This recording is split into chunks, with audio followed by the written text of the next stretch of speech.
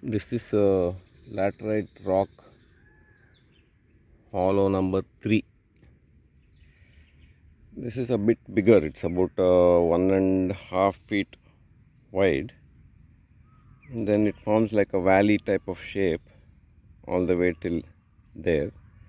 Then water comes down when it rains along that little line of plants what you see. Comes down and then it fills up and overflows like that.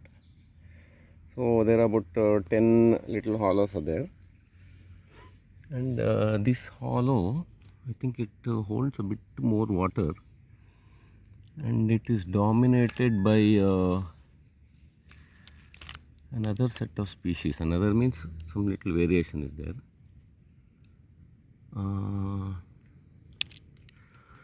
So one is this area colon, plenty, some 1,000 of them are there, and some of them are looking better than the others. Like these all have more nice green leaves and all. Some of them maybe the water is too much or something is not all right there, but they're grown tall and flowered, but leaves are a bit pale.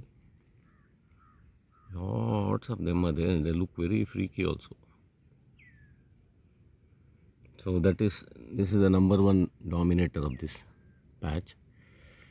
I think the water depth is, some soil is there, maybe about half centimeter or 1 centimeter. Then this grass also has, so soil is more, so that's why this grass is also settled.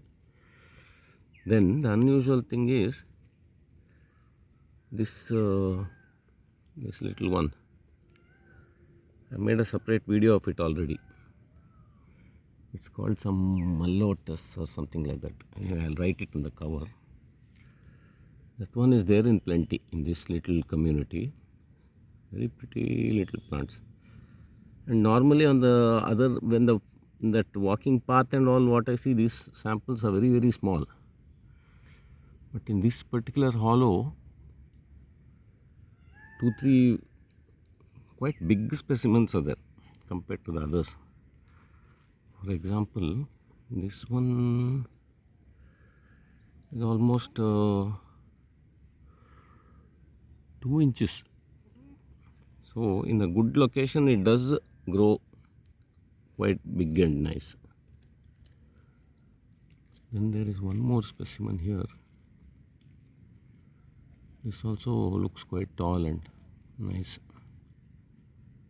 So it has potential to become a bit bigger in a good location.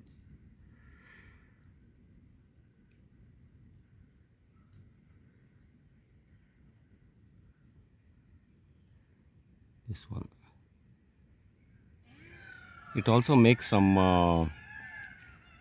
couple of chemicals that are useful for Alzheimer's disease, it seems.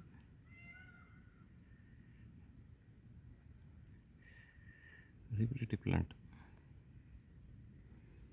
Then, so Ariocolon, then that one.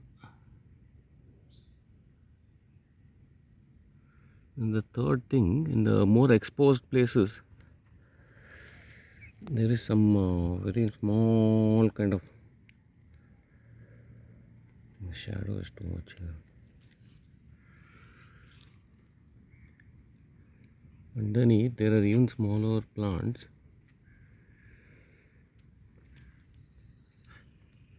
I think it's a bit too small for visibility.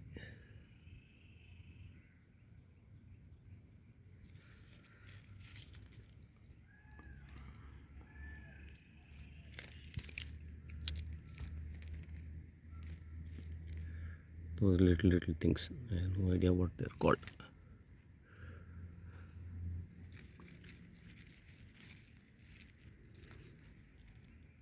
And some cobwebs also there. So these communities have their own specialized creatures who know how to take advantage of this situation. So I think we got 2-3 species. Then also this little blue flowered thing is there. That one. Let me expand it a little bit. It's one of the smallest flowers I've seen.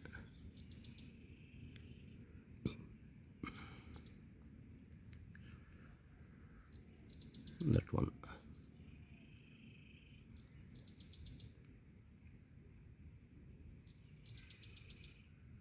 Now I think it's too much light is there today for this. It's too small also. There's one more here.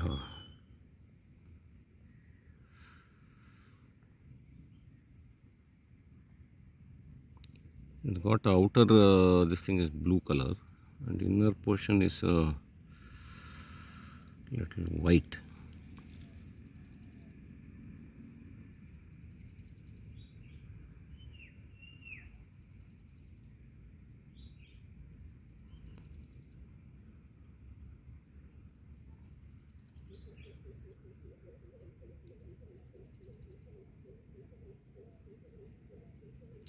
I think that's the best what I can do. Anyhow, there's one more species, that blue flowered one.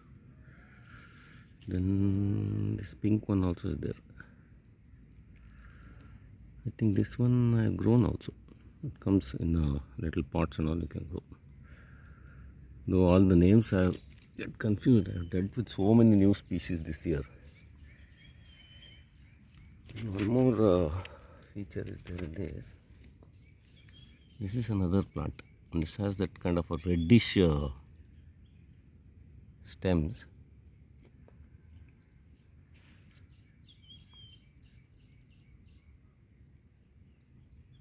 This one. Then flowers and all are hardly.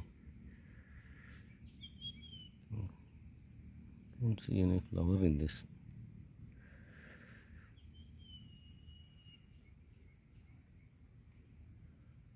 That's all. It's too small to do anything more. Anyway, it's quite a spectacular plant. Look close up. The stems are all red and kind of succulent type of stems are there. It comes from a kind of a clump. And leaves seem to be some grassy type of leaf. So maybe it's a grass also. I have to find out. So that one is there quite a few.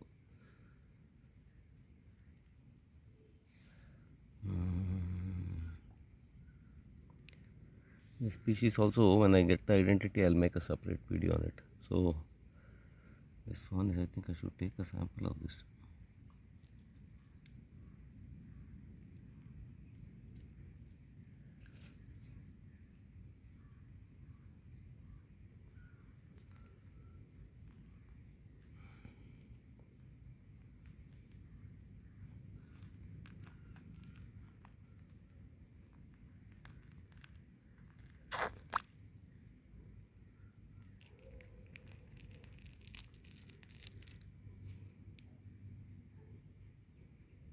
Dense roots are there. It does have a grassy shape. Then I think we can have a look at that root with little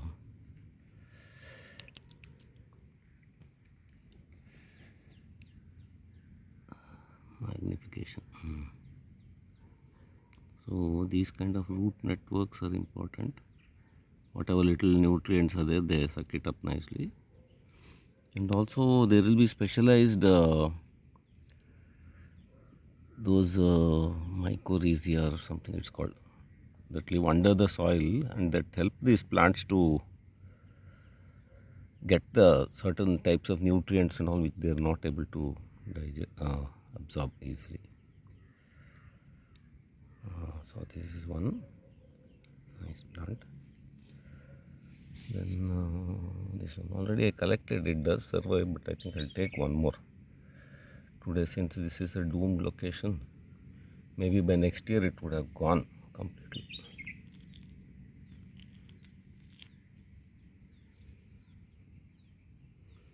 quite a big specimen. It's almost that much, and there's one even bigger one that I don't want to pluck.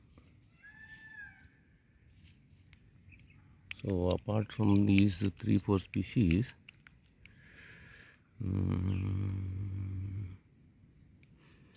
this grass also is there, small grass. Though all these grasses and all, it's so hard to get the identity. People are, there's too much confusion to see on the internet and decide what species it is. Then one more is there. What I saw in that that hollow number 2, it had only one plant. That species also is there. So this is has more diversity. This Eriocolon is there. This red stemmed plant is there. Then this chemical factory is there. All the real names and all I will write somewhere and I'll make separate videos. Then of course this beautiful Eriocolons are there. And then that small blue flower I already covered.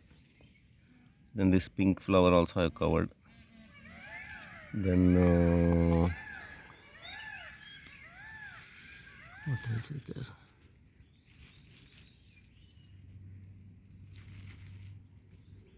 So I think 8-9 species are there. This is a more diverse one, and it's a bit upstream also compared to the number, that hollow number 1 and 2. They were there, little down. This is a bit upstream, and so you can go on looking at it. There's no end to it. I'll wind it up for today. If I really search, there may be some more species also. It has lot of numbers, but one is the diversity of species is more, and the density of the plants also is higher. And then 1 or 2 species, just 1 or 2 specimens are there in this particular community.